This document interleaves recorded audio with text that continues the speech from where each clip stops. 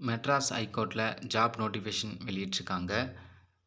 என்னென்ன கேட்டகரியில எத்தனை வேக்கன்ட் இருக்கு அப்படின்னு டீட்டெயில்டா பார்க்கலாம். ஃபர்ஸ்ட்டு பார்த்தீங்கன்னா, சீனியர் கிரேட் ஸ்டெனோகிராஃபர் இந்த போஸ்ட்டுக்கு வந்து 6 வேக்கன்ட் இருக்கு.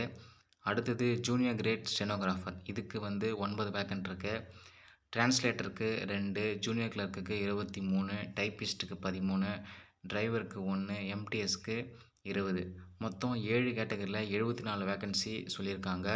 இதிலேயே கம்யூனிட்டி வைஸ் யாராருக்கு எத்தனை வேக்கன்சி அலாட் பண்ணியிருக்காங்கன்னு டீட்டெயில்டா குடுத்துருக்காங்க. இதுக்கு வந்து நீங்க ஆஃப்லைன்ல தான் அப்ளை பண்ற மாரி இருக்கும்.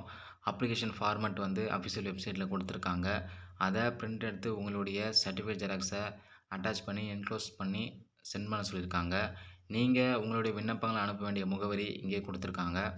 அதே மாரி எந்தெந்த போஸ்ட்டுக்கு எந்தெந்த கம்யூனிட்டிக்கு எக்செப்ஷன் இருக்கு ஃபீஸ் பேமெண்ட் பண்றதுல அப்படின்னு டீட்டெயில்டா குடுத்துருக்காங்க.